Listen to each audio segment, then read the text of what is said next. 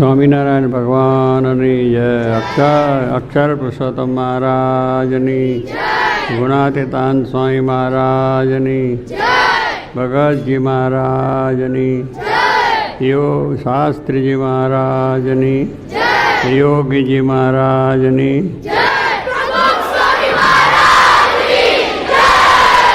બાળ મંડળની પણ. તમે બહુ મોટું કામ અદ્ભુત કરી નાખ્યું. જબરદસ્ત. મુંબઈ રંગવામાં સારો દાખલો કર્યો તમે બધા ભેગા થઈને. થોડુંક રંગાઈ તો છે, હજુ આગળ રંગવાનું બાકી છે. એ પણ રંગાઈ જશે. હિંમત ને બળ છે એટલે વાંધો નહીં આવે.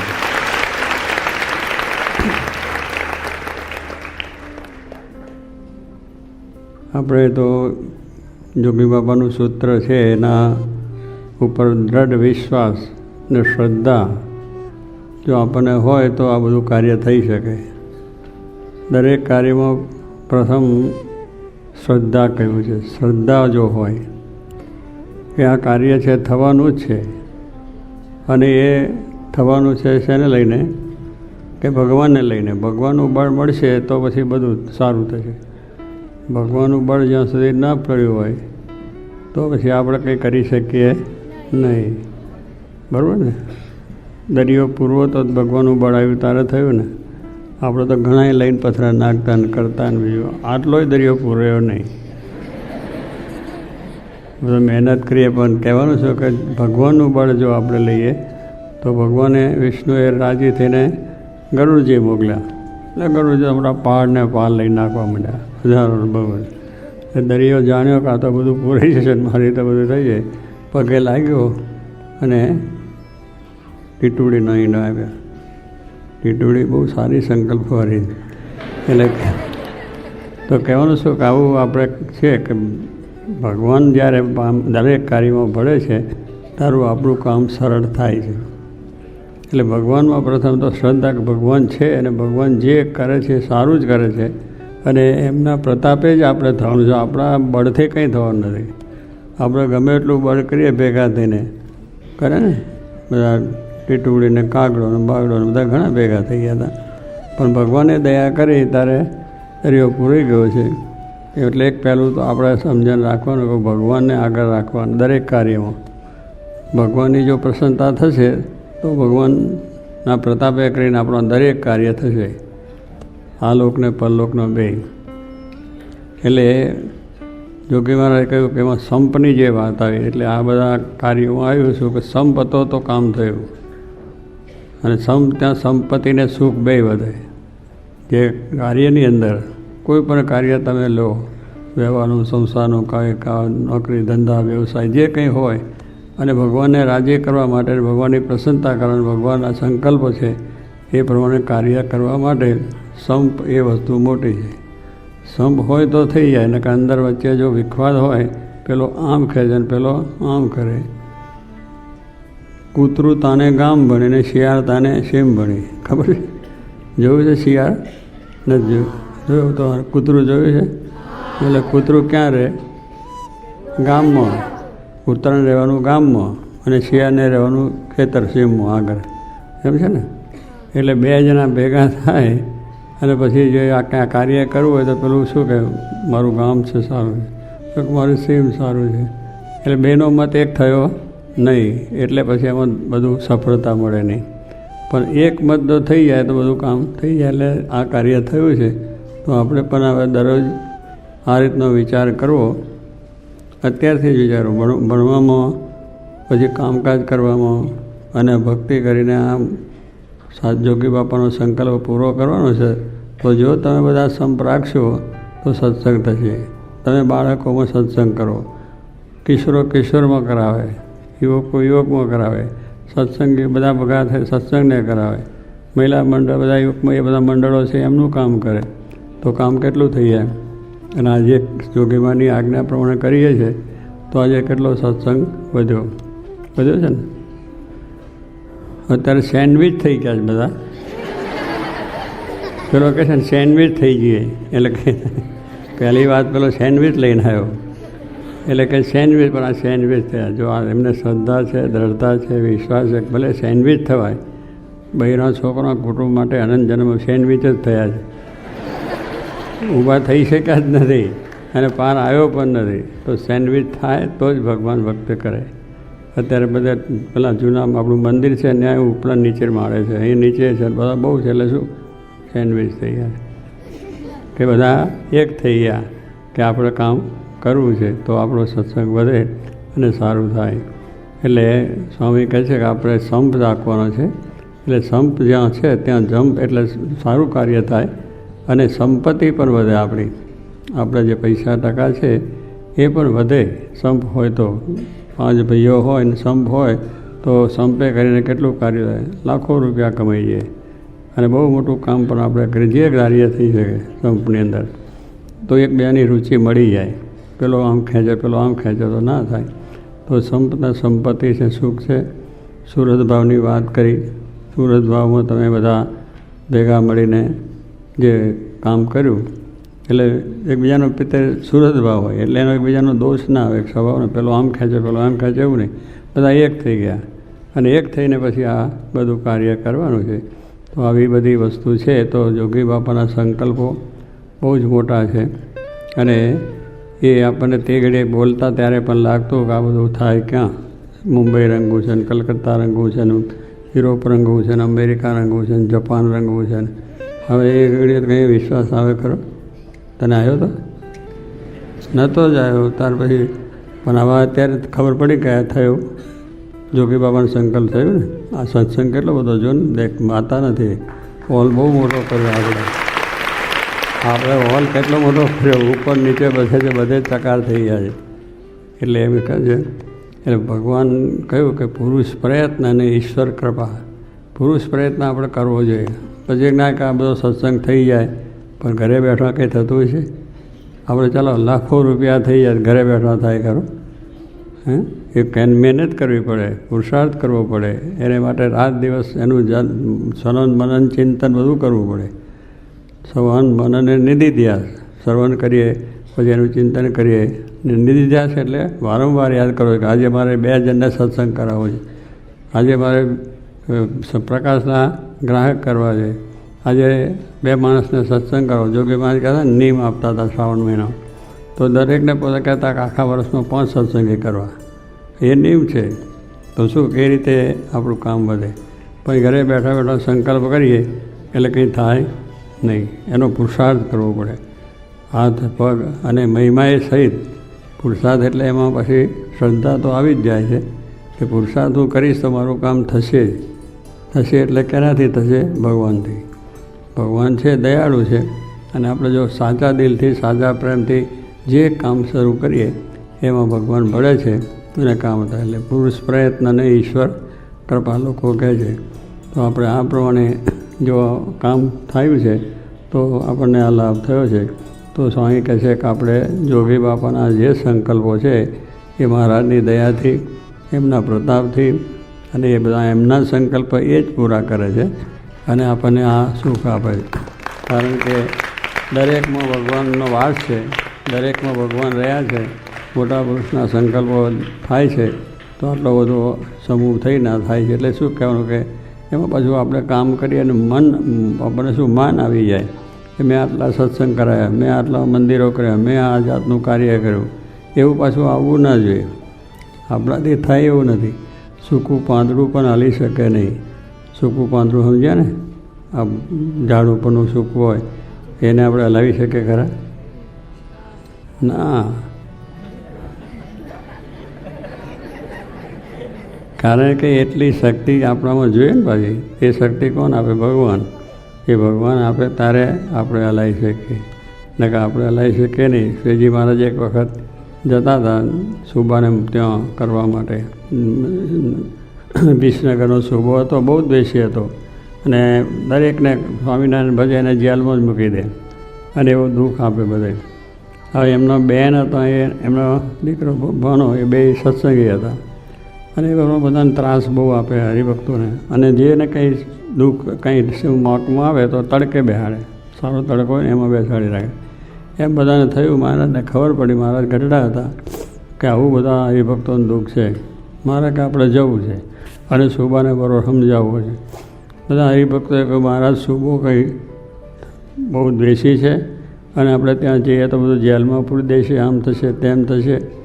ના મહારાજ કે મારે જવું છે, કારણ કે ભગવાન છે ને એને પણ પોતાને કાર્ય કરવું છે એટલે થઈ જાય. પણ એમને વિચાર કર્યો ના જવું છે. બધાએ કહ્યું નથી જવું, કરવાનું છે. પણ મહારાજ રાત્રે સૂઈ ગયા અને રાત્રે એકલા ઉઠી રાતના અને ચાલવા માંડી ગયા. હવે તે ઘડીએ બ્રહ્મચારી તો પડખે સૂતા હતા પણ એમને ઊંઘ આવી ગઈ. એ મહારાજ નીકળ્યા ખબર પડી નહીં. પછી જાગ્યા ત્યારે ક્યાં ગયા એટલે આમ જો બધા દરબારમાં ફરી વાર મળ્યા નહીં. એટલે કે મહારાજને વિસનગર જવું હતું એટલે કદાચ અહીંયા ચાલ્યા ગયા છે. એની પછાડે દોડ્યા અને આગળ જતાં બ્રહ્મચારી ભેગા થઈ ગયા અને બ્રહ્મચારી કે મહારાજ પાછા ચાલે છે કે મહારાજને કે આપણે સમજાવવું છે. પણ મહારાજ કે શું બહુ છે, જેલમાં પૂરશે. બધા સ્વામી આપણે મહારાજ કહે છે બ્રહ્મચારી આ ઝાડનો છે એનો પાંદડા કોણ હલાવે છે? ત્યાં બ્રહ્મચારી ભોળા દિલના હતા, ભેગા હતા મહારાજનો મહિમા જીવમાં હતો પણ ભોળા ભાવના હતા. ભોળપણ તો બોલી દે તો મારે પવન હલાવે છે. આ ઝાડમાં તો પવન જ હલાવે છે ને કે આપણે હલાય. ઝાડ પવન આવે ત્યારે હાલે છે ને બધા આમ ઉખડી જાય છે. એટલો મોટો ઝાડ પવન આવે તો ઝાડ ઉખડી પણ જાય. તો કે એ હલાવે છે. મારે કે પવનને કોણ હલાવે છે? મહારાજનો આર્ગ્યુમેન્ટ આગળ ચાલ્યો ને કે પવનને કોણ હલાવે? એ પવનને કોઈ પ્રેરણા કરનાર હોય તો જ આવે ને પવન. જે કંઈ બધું કાર્ય થાય છે ભગવાન છે તો કાર્ય થાય છે. આપણા દરેકમાં ઝાડ પાન પર્વત ગુફાઓ રજની અંદર ભગવાનનો વાસ છે તો એનું કામ આપણે થાય છે. આનંદ થાય છે બધાને. નકર આનંદ થાય કરો. હા તમે બેઠા છો તો તમે બોલો છો, તમે આનંદ કરો છો, એ કોણ કરે છે? હા અંદર ભગવાન બેઠા છે ત્યારે એકબીજાને જોઈને આનંદ થાય છે, એકબીજાની જોડે વાત કરી શકાય છે, ખોરાક લઈ શકે છે, કપડાં પહેરી શકે છે. ભગવાન છે તો આ બધા હલાવે છે ને આપણું આ હાથ પગ ઇન્દ્રિયો હલાવે છે અંદર બેઠા તો થાય છે. આપણી માટે ના થાય, આમ કરવું જ ના થાય. પેલો છે ને લખવા થાય તો થઈ જાય કે ન થયો? લખવા થયો તો એમાં લઈ શકતા નથી. પણ કહેવું છે તો ભગવાન છે એ અંદર બેઠા છે તો આપણે જોઈ શકીએ છીએ, બોલી શકીએ છીએ, ચશ્મા પહેરી શકીએ છીએ, કપડાં પહેરી શકીએ છીએ, ખાઈ શકીએ છીએ, કામ કરી શકીએ છીએ, પૈસા કમાઈએ છીએ, પ્લેનમાં ઉડીએ છીએ, અમેરિકા આફ્રિકા લંડન બધે જઈએ છીએ. એ ભગવાન બધું કરે છે તો થાય છે, ને આપણે કરી શકાય એવું નથી. એટલે ભગવાનની મરજી સિવાય કંઈ થઈ શકતું નથી. એટલે ભગવાન જ બધું કરાવે છે. તો બ્રહ્મચારીએ કહ્યું કે બ્રહ્મચારી પવનને કોણ હલાવે છે? તો કે મહારાજ એ પવન લીમડો હલાવે છે કે ઝાડ હલાવે છે. તો પવનને કોણ હલાવે છે? તો કે તો કોણ તમે? તો કે પવનને બધું હલાવે છે.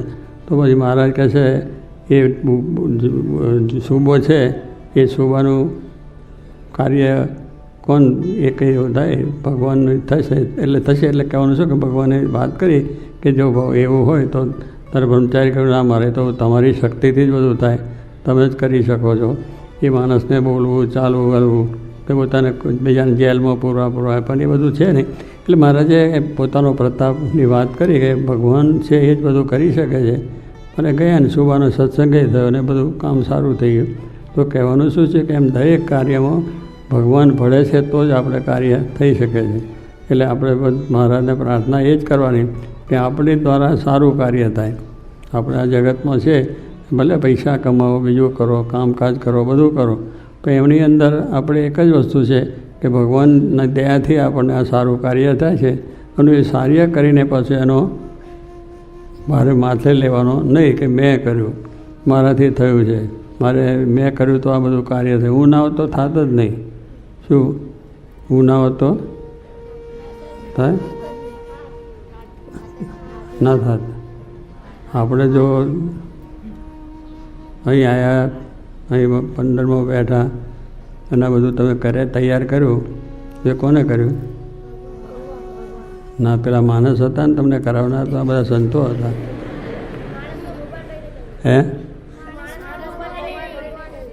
એમ સંતોએ તમને બધું શીખવાડ્યું નહીં? એમાં રહીને કોને શીખવાડ્યું? ભગવાને. બસ એ જે કર્યું એમને આપણને શીખવાડ્યું મહારાજે. જોગી મહારાજનો પ્રવેશ થયો ત્યારે આ કામ થયું. વૈરાટને ઉઠાડું તો ભગવાનનો પ્રવેશ થાય ત્યારે બધું આખું બ્રહ્માંડ ઊભું થયું. એવી રીતે આપણે ભગવાનનો મહિમા છે એ સમજવો કે ભગવાન જ કરે છે અને ભગવાન કરતા છે.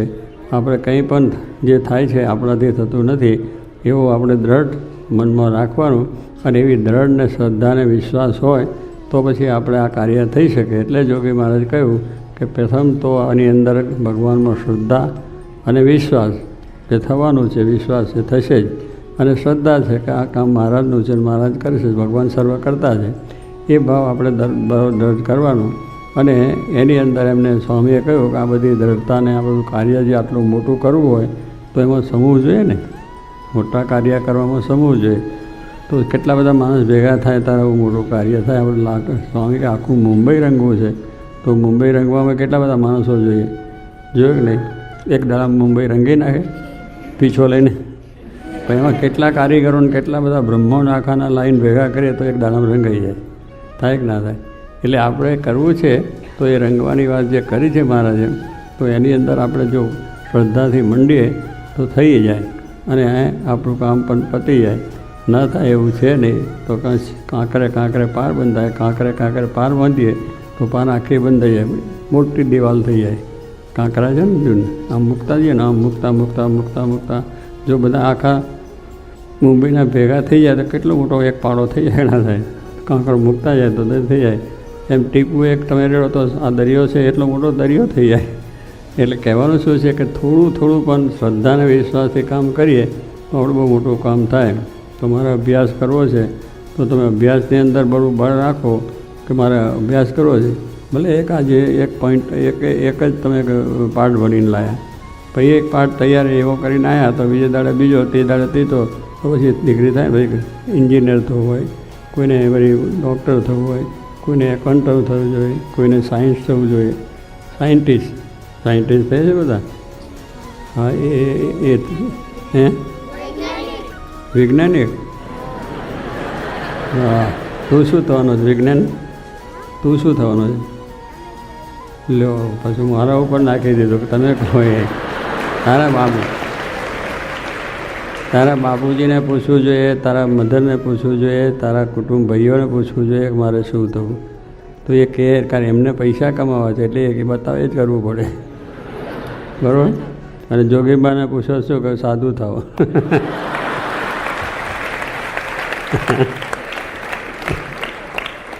એટલે આપણે ડિગ્રી કહેતા, જોગી માર કહે સાધુની પણ એક ડિગ્રી છે, જેમાં મોટી ડિગ્રીઓ છે ને, આપણે બધી બધા ડૉક્ટરો થાય, એન્જિનિયરો થાય, બધી ડિગ્રીઓ છે, ફર્સ્ટ ક્લાસ ડિગ્રીઓ છે.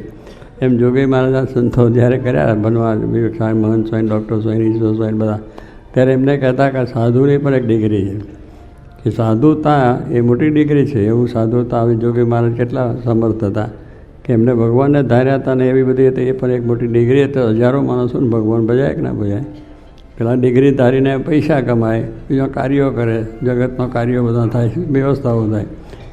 એવી રીતે આમ ડિગ્રી પણ એવી છે કે એમાં ભગવાનનો વાસ થઈ જાય તો આપણે મોરામાં, એટલે ભગવાનની પ્રસન્નતા આપણે મળે અને ભગવાનને રાજી કરીએ તો આ થાય.